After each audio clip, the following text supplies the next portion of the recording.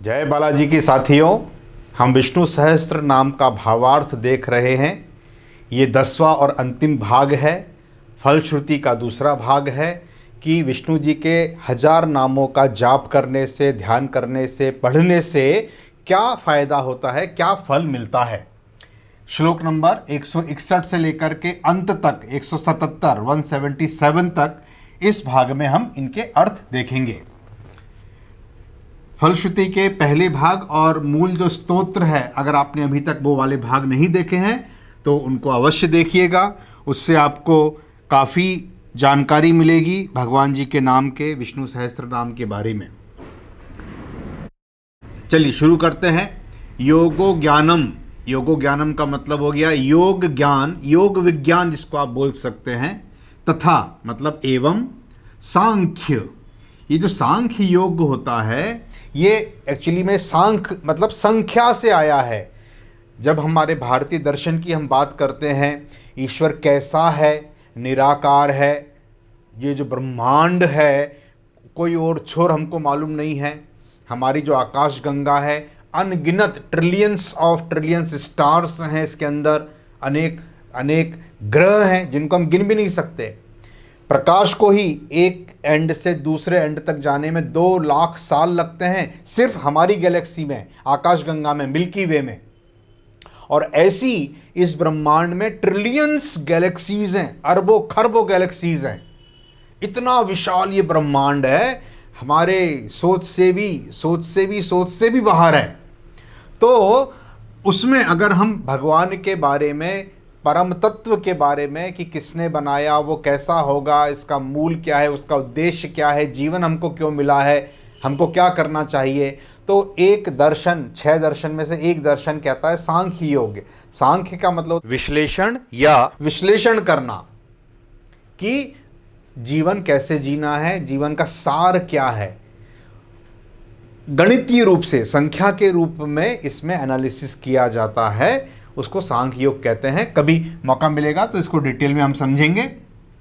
विद्या, शिल्प आदि, कर्म और कर्म, तो सभी चीजें इसमें इंक्लूड हो रही हैं। योग, सांख्य, विद्या, शिल्प, कर्म, वेद, शास्त्र, विज्ञानम में तत् सर्व मतलब सभी, और तत् मतलब उसके, सभी उसके, जनार्दनात् सभी चीजें भगवान विष्णु के ही हैं, भगवान जनार्दन के ही अंडर में आती हैं। योग विज्ञान, सांख्य ज्ञान की सभी शाखाएं, मूर्ति कला जैसी कलाएं, सभी वेद, सभी शास्त्र और सभी विज्ञान भगवान जनार्दन की कृपा से ही प्रकाश में आती हैं। अगला श्लोक है एको मतलब एक, वन, विष्णु जो सर्वव्यापी हैं, महद भूतम। भूतम का मतलब हमने कई बार देखा है प्राणी गण होते हैं जो प्राणी हैं, और महाभूतम इसका मतलब हो गया कि जो जिनकी महानता का वर्णन नहीं किया जा सकता, ऐसे भगवान विष्णु हैं। पृथक, पृथक का मतलब होता है अलग करना, विभाजित करना। सभी भूतान्या अनेकाश, भूतान्य अनेकाश इसकी संधि है। ये भूतान्य का मतलब है प्राणियों से, और अनेकाश का मतलब हो गया अनेक तरह से, अन्य प्राणियों से अलग होते हैं। तो विष्णु जी जो हैं वो एक हैं और सभी प्राणियों से ये इनका रूप अलग है।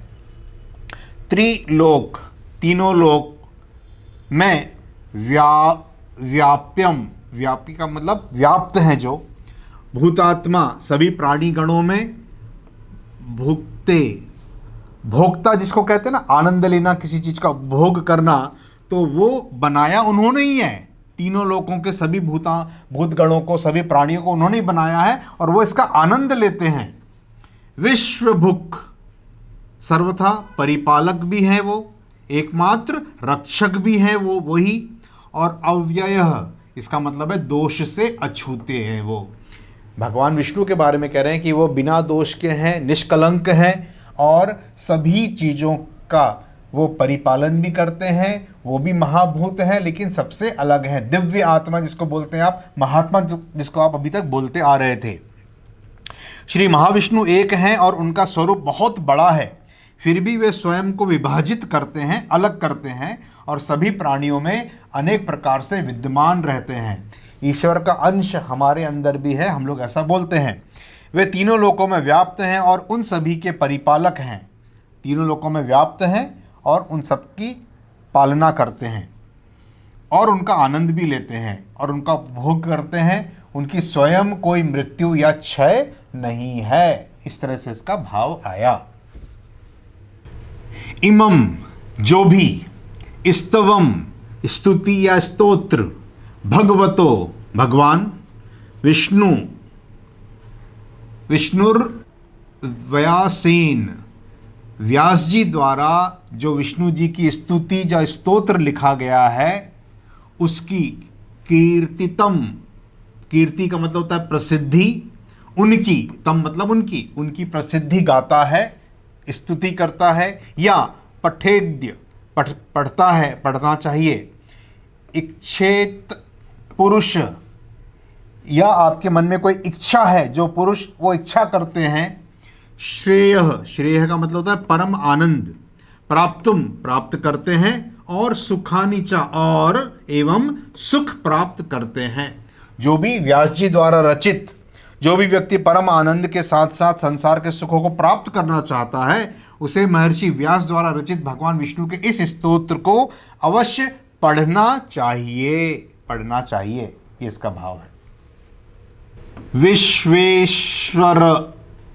विश्वेश्वरम जम, तीन शब्द हैं, विश्व, ईश्वर और अजम। विश्व के ईश्वर, विश्व के स्वामी, विश्व के पति, विश्व के ईश। अजम, अजम का मतलब होता है अजन्मा। देवम, देव हैं। जगत, संसार के। प्रभु, प्रभुम अव्ययम, अव्ययम का मतलब होता है जो दोष से अछूते हैं, पिछले श्लोक में भी आया था ये। निष्कलंक हैं प्रभु। भजंती, भजते हैं जो। पुष्कराक्षम, कमल नयन इसको बोला जाता है, कमल के समान जिनकी आंखें हैं, कमल नयन। ना वे यान्ति, गुजरते हैं या सामना करते हैं, पराभवम, परेशानी या बाधा के। जो भी भगवान को, विश्व के जो ईश्वर हैं उनकी स्तुति करता है, उनको भजता है, जो उनके कमल नयन हैं, वे किसी भी परेशानी या बाधा में नहीं पड़ते। कमल नयन वाले भगवान अजन्मा, परम देवता, ब्रह्मांड के शासक, साथ ही ब्रह्मांड के नियंत्रक हैं। जो लोग उनकी स्तुति गाते हैं उन्हें कभी किसी प्रकार की बाधा या परेशानी का सामना नहीं करना पड़ता। नतयांति पराभवम ओम नमः इति, वे किसी भी बाधा में नहीं पड़ते। ओम ये ब्रह्मनाद है, प्रणव अक्षर इसको कहा गया है। नमम इस प्रकार, इति मतलब इस प्रकार हम उनको नमन करते हैं, विष्णु भगवान को प्रणाम करते हैं। ये श्लोक खत्म होता है तो इस तरह की एक अंत किया जाता है श्लोक का। अर्जुन उवाच, अब अर्जुन बोल रहे हैं। अर्जुन अभी तक सब सुन रहे थे, अब वो क्या बोलते हैं? वो ये कहते हैं, पद्म कमल, पत्र पत्ते, विशाल बड़े, अक्षः आंखें, कमल के पत्तों के समान बड़ी आंखों वाले, पद्म नाभ जिनकी नाभि में कमल है, सुरोत्तम जो सुर मतलब देवताओं में उत्तम है, देवताओं में भी महान है, भक्ता नाम भक्तजन, अनुरक्ता नाम, अनुरक्त होना मतलब डूब जाना, गहराई से जो लीन हो गया, जो गहराई से मग्न हो गया, अनुरक्त हो गया। अनुराग यहीं से शब्द आया है। किसी चीज से अनुराग हो जाने का मतलब क्या होता है? प्रीति हो गई, उससे प्रेम हो गया, उससे। त्राता, त्राता मतलब रक्षा करना। भव हो, आयुष्मान भव बोलते ना, भव हो। और जनार्दन मतलब जनता के भगवान या विष्णु जी के लिए उपयोग किया जा रहा है, जन जन के भगवान। अर्जुन ने कहा कि भगवान विष्णु आपकी आंखें कमल के पत्ते के समान बड़ी है, आपकी नाभि में कमल स्थित है, आप देवताओं में सबसे महान हैं, सर्वोत्तम। कृपया अपने उन भक्तों की रक्षा करें जो आपकी पूजा में गहराई से लगे हुए हैं। ऐसा कहते हुए अर्जुन न केवल अपने लिए बल्कि भगवान से सभी भक्तों के लिए प्रार्थना करते हैं कि भगवान विष्णु सबका कल्याण करे। सबका कल्याण करना चाहिए भगवान विष्णु को। सर्वे संतु निरामया, ये भाव है यहां पे। यो माम, जो मेरे, कौन बोल रहा है? श्री भगवान उवाच। अब भगवान बोल रहे हैं। क्या बोल रहे हैं? जो मेरे नाम सहस्त्रेण 1000 नामों का स्तुति करने की इच्छा रखता है। पांडव, पांडव कौन है यहां पे? अर्जुन है। पांडव अर्जुन है। सो तो अहम, मैं, एकेन, एक ही, मैं एक ही, श्लोकेन, श्लोक से, स्तुत, पूजित, एव ही, न संशयः, उसमें कोई संदेह नहीं है। देखिए कितनी बड़ी बात भगवान कह रहे हैं। वही कह रहे हैं कि 1000 नाम लेने की आवश्यकता नहीं है। यदि आप मन में अच्छी भावना रखते हैं और शुरू करते हैं, एक ही श्लोक अगर आप बोल देते हैं, तो भगवान कहते हैं कि हे अर्जुन, मैं अपने आप को पूजित मानता हूं, अपने आप को मानता हूं कि आपने मेरे 1000 नाम ले लिए। ये इसका भाव है। स्तुत एव न संशय, पूजित होने में कोई संदेह नहीं है। ओम नमः इति, इस प्रकार भगवान को हम नमन करते हैं। वासन, वासन मतलब निवास स्थान। वासन, वासन वासुदेवस्य, वासुदेव के, कृष्ण भगवान के निवास। वासितम, वास करते हैं, रहते हैं। भुवन त्रयम, 3 भुवनों में, 3 लोकों में। सर्व, सभी, भूतानी, प्राणियों। वासोससी, इसका मतलब यह हो गया प्राणियों का निवास है यह। असी मतलब यह। वासुदेव, वासुदेव न, नमो अस्तु, नमन करते हैं, नमन है। ते, उन। ऋषि व्यास जी कह रहे हैं। कौन कह रहा है? व्यास उवाच। वेद व्यास अब कहते हैं कि तीनों लोग केवल इसलिए रहने योग्य बन गए हैं क्योंकि भगवान वासुदेव वहां उपस्थित हैं, वहां रहते हैं, वहां मौजूद हैं। वासुदेव को नमस्कार है जो सभी प्राणियों का निवास स्थान है। श्री वासुदेव नमोस्तुता। ओम नाम इति वाक्यांश को अधिक जोर देने के लिए अंत में दोहराया जाता है कि वासुदेव को हम नमन करते हैं। वासुदेव के कारण ही ये धरती रहने लायक बनी है। वासुदेव नमोस्तुत ओम नमः इति, वासुदेव को नमन है। इस प्रकार ये श्लोक खत्म होता है। अगला श्लोक आता है। अब शिवजी से पार्वती जी कह रही हैं। पार्वत्युवाच, पार्वती जी कहती हैं कि आपने 1000 नामों का ये जो सारा सुना दिया, कोई शॉर्टकट नहीं है क्या इसका? अब इतना टाइम निकालना, इतने 1000 नामों का प्रतिदिन जाप करना बड़ा मुश्किल है। तो हे शिव जी, कुछ शॉर्टकट बताइए। जो एग्ज़ाम में की होती है ना कि आखिरी के इम्पॉर्टेंट क्वेश्चंस, 20 क्वेश्चंस शॉर्टकट, उसको पढ़ के बस पास हो जाएं। तो शिव जी से कह रही हैं पार्वती जी, केन उपायेन, क्या कोई उपाय? लघुना, शॉर्ट, सरल और त्वरित, जल्दी। विष्णुर नाम, विष्णु जी के सहस्त्रकम 1000 नामों का कोई शॉर्टकट है क्या जिसको पठ्यते, पाठ करें पंडित विद्वान लोग, नित्यम, प्रतिदिन, श्रोतुम इच्छाम्यहम, ऐसी सुनने की इच्छा है मेरी। अहम मतलब मेरी, इच्छा है, श्रोतुम सुनना चाहती हूं मैं। हे प्रभु, प्रभु कौन है? शिव जी हैं। पार्वती शिव जी से पूछती है कि 1000 नाम का शॉर्टकट बताइए। देवी पार्वती ने भगवान शिव से पूछा, हे प्रभु, क्या कोई सरल और त्वरित विधि है जिसके द्वारा विद्वान लोग प्रतिदिन भगवान विष्णु के 1000 नामों का पाठ कर सकें? यदि ऐसा है तो मैं इसके बारे में सुनना चाहती हूं।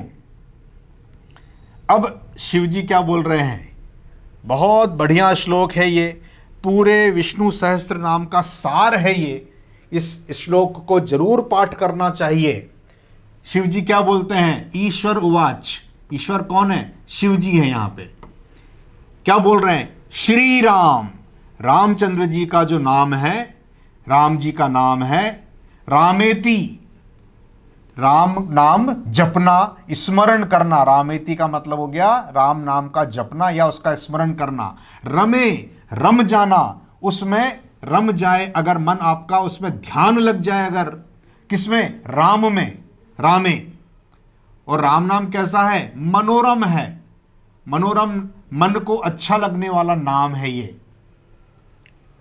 सहस्त्र नाम, 1000 नामों के तत्तुल्यम, उसके बराबर है ये। तुल्य का मतलब होता है बराबर। तुला से आया है ये शब्द। तुला तराजू को कहते हैं। 2 50 के नोट और 1 100 का नोट तुल्य है। 5 100 के नोट और 1 500 का नोट तुल्य है, बराबर नहीं है, क्योंकि इसमें कागज की मात्रा अधिक है, इसमें कम है, इसका एरिया ज़्यादा है, इसका एरिया। पर जो काम 5 100 के नोट से हो सकता है वो 1 500 के नोट से हो सकता है, हो जाएगा। तुल्य है, उसके बराबर है। आप 1000 नाम लीजिए या रामचंद्र जी का नाम ले लीजिए। राम नाम वरानने, वर आनने। वर का मतलब क्या होता है? सुंदर। और आनन का मतलब क्या होता है? मुख। हे सुंदर मुख वाली सुंदरी। सुंदरी कौन है? पार्वती जी हैं। पार्वती जी हैं।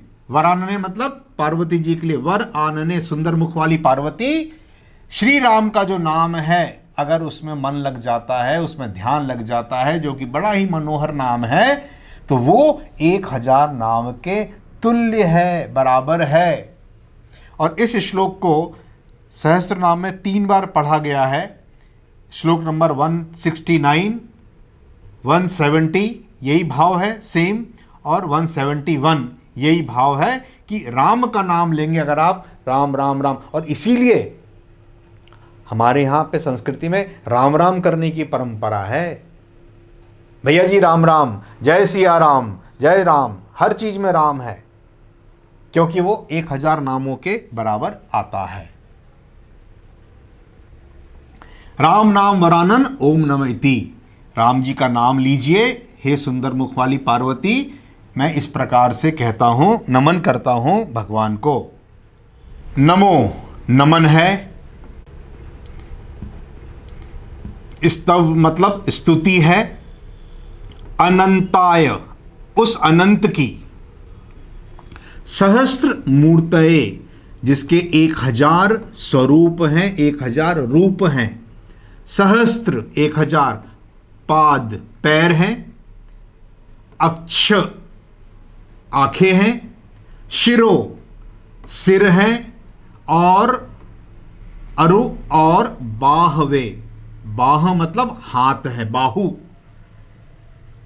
सहस्त्र नाम ने, 1000 नाम वाले पुरुषाय, महापुरुष को, जो कि शाश्वत हैं, अमर हैं, सदा जीवित हैं, सदा कायम है। शाश्वत का मतलब 1000 कोटि, 1000 करोड़ युग धारिणे, जो 1000 करोड़ साल मतलब अनंत समय से इस धरती को, इस सृष्टि का पालन कर रहे हैं, उसके निर्माण करता है, उसको धारण कर रहे हैं, उनको मैं नमन करता हूं। समय चक्र का निर्धारण करते हैं। सहस्त्र कोटि युग धारिणे नमः मतलब बार बार बार बार सृष्टि बनती है, मिटती है, बनती है, मिटती है। यह ब्रह्मा द्वारा, कौन बोल रहा है? ये ब्रह्मा। यह ब्रह्मा द्वारा भगवान विष्णु से की गई प्रार्थना है। उस अनंत और अमर को नमस्कार है, जिसके हजारों रूप, हजारों पैर, हजारों आंखें और हजारों भुजाएं हैं। उसको नमस्कार है जिसके हजारों नाम हैं, जो सभी प्राणियों में आत्मा हैं और जो स्थायी हैं, शाश्वत हैं। उनको नमस्कार है जो अरबों युगों या समय चक्रों का निर्माण करते रहते हैं। सहस्त्र कोटि युग धारिणे नमः।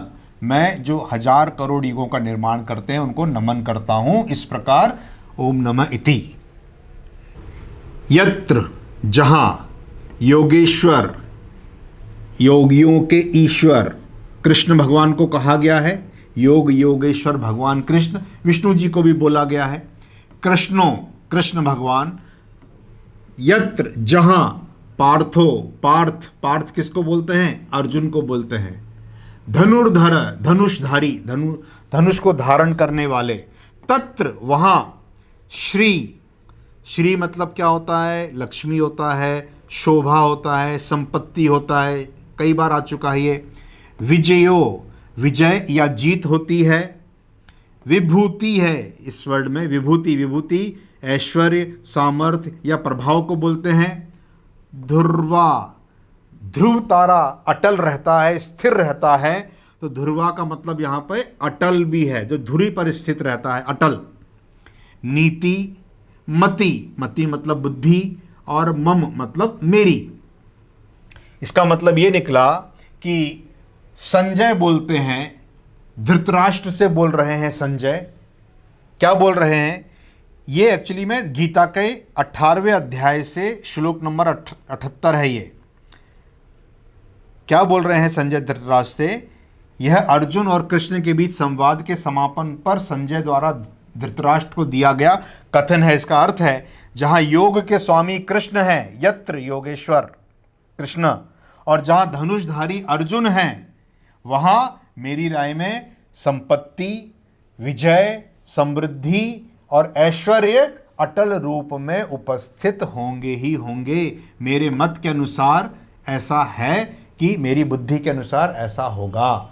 जो सच्चे राह पर चल रहे हैं, सत्य का साथ दे रहे हैं, वहां पर सुमति, लक्ष्मी और विजय होना स्वाभाविक है। अनन्यास, लगातार, अनन्य भाव से, समर्पित भाव से, मन लगा के, श्रद्धा पूर्वक, भक्ति पूर्वक, चिंतयंतो, चिंतन करते हैं, मन में मनन करते हैं, एकाग्रता से भगवान का ध्यान करते हैं। माम मेरे, वे, ये मतलब वे, जनाह लोग, भक्त लोग, पर्युपासते, उपासना करते हैं, उपासना करते हैं, पूजा करते हैं। इसका मतलब ये निकलेगा तेषाम, उनके, नित्य प्रतिदिन, अभियुक्त होना मतलब था लगा होना, संलग्न रहना, पूजा में प्रतिदिन संलग्न रहते हैं जो। योगक्षेमम वहाम्यहम, बड़ा इंपॉर्टेंट है ये, सुना भी होगा आपने। LIC के लोगों में आपको नीचे लिखा हुआ दिखाई पड़ता है, योगक्षेमम वहाम्यहम। देखिए इसका मतलब कितना खूबसूरत है। योगक्षेम का मतलब होता है जो अप्राप्त है उसे प्राप्त करना। योग का मतलब है यहाँ पे जो नहीं मिला अभी तक हमको, वो मिल जाए। जो अभी तक नहीं मिला हमारे पास, जो अभी तक हमको अप्राप्त है, नहीं मिला है, वो हमको मिल जाए। और क्षेमम का मतलब होता है और जो प्राप्त है उसकी रक्षा करें हम, उसकी रक्षा करना, उसको कायम रखना। ये वहाम अहम, भगवान कह रहे हैं, ये श्री भगवानुवाच, भगवान कह रहे हैं कि मैं उसको वहन करता हूं। वहन करना मतलब आप समझते हैं, उसकी रिस्पॉन्सिबिलिटी उठाना। अहम मतलब मैं। भगवान कहते हैं कि जो भी भक्त लगातार अनन्य भाव से मेरा चिंतन करते हैं, जो लोग मन लगा के प्रतिदिन मेरी पूजा करते हैं, उनके सभी भारों को, उनको क्या चीज चाहिए और जो उनको मिल गया है उसकी रक्षा करना, ये भार मैं उठाता हूं, ये भार मैं वहन करता हूं। अगला श्लोक क्या बोल रहे हैं? परित्राणाय। परित्राणाय का मतलब होता है अभिरक्षा करने के लिए। रक्षा करना और अभिरक्षा करना, जब किसी भी चीज की अच्छे से पूर्णतया अब रक्षा की जाती है उसको अभिरक्षा कहते हैं। हर प्रकार से रक्षा करना, परित्राणाय, अभिरक्षा। साधु नाम, साधु लोग कौन? अच्छे लोग जो पुण्य कर्म करते हैं उनको।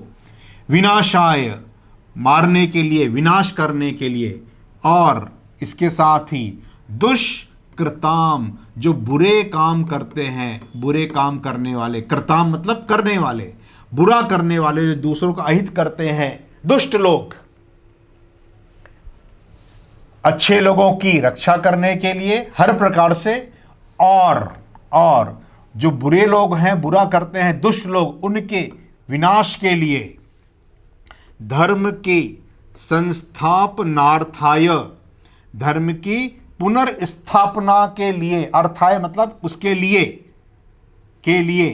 धर्म संस्थापनार्थाय, धर्म की पुनः स्थापना के लिए, संभवामि, मैं प्रकट होता हूं, पुनर्जन्म लेता हूं, फिर से आता हूं, युगे युगे, हर युग में आता हूं, युगो युगों में आता हूं। बहुत ही प्रसिद्ध श्लोक है ये, परित्राणाय साधूनाम विनाशाय, मतलब ये भक्तों के मन में एक विश्वास दिलाता है कि ईश्वर आपकी रक्षा करने, ईश्वर हमारी रक्षा करने हर युग में आते हैं, अवश्य आते हैं। बस शर्त यह है कि हमारा काम अच्छा होना चाहिए, अच्छे काम करना हमको चाहिए।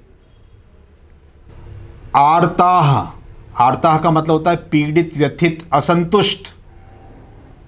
हम किसी चीज से पीड़ित हैं, व्यथित हैं, असंतुष्ट हैं किसी चीज से।